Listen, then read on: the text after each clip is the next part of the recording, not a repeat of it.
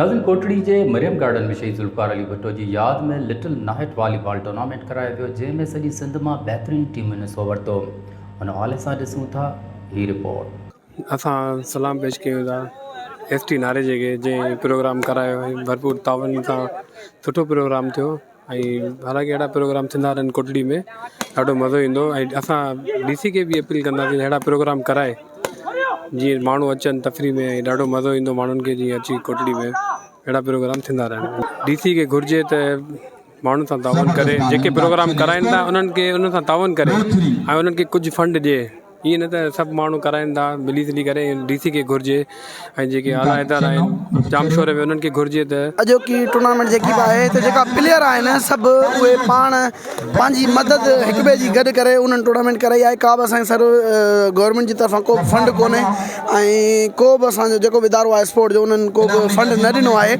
ऐं असां इश्तियाक नारे जेके सलाम पेश कंदासीं ऐं उन्हनि जा कुझु दोस्त आहिनि जीअं दीदार आहे, अहसान जोखियो आहे, साईं गुलाम अली पल आहे ऐं साईं राजा शाह आहे। उन्हनि पंहिंजी मदद मां सॼो इहो डोनेट करे टूर्नामेंट कराई आहे। भाई सरकारी को बि फंड असांखे न मिलियो आहे हिन टूर्नामेंट में।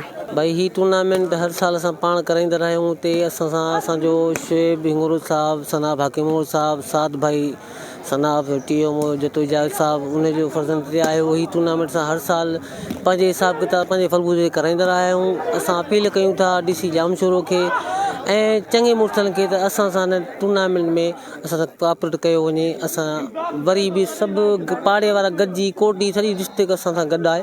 असांखे को फंड वग़ैरह न मिलियो आहे। असांखे सिर्फ़ु असां पाड़े में जावेद जतोई साहब TO जो फर्ज़ंद साहब आहे, हाकिम साहब जो पुटु आहे, उन्हनि जेको असां कोऑपरेट कयो कंहिं को कोऑपरेट कयो। हीअ असां पंहिंजे हिसाब किताब असां जेको दोस्त आहिनि सभु उन्हनि जे हिसाब टूर्नामेंट कयो वेंदो। अॼोकी टूर्नामेंट जे हवाले सां हिननि पाण महिनत कई अथनि ऐं अनथक महिनत कई आहे हिननि ऐं सिंध जी सकाफ़त आहे ऐं नौजवान नसुल जे लाइ सुठी ॻाल्हि आहे। ऐं हुकूमत वग़ैरह खां बि असांखे फंड न ॾिनो आहे ऐं न को अॼु ॾींहं ते असांखे को ग्राउंड ई मिलियो आहे। हीअ पंहिंजी पाण महिनत करे ऐं नौजवान नसुल जे लाइ ऐं सुठी असां हीअ शइ पेश कयूं पिया। जीअं त हीअ टूर्नामेंट जेकी आहे इश्तियाक नारे जो पंहिंजी मदद पाण ऐं सुठनि दोस्तनि खां तावन जे हिसाब सां कई आहे।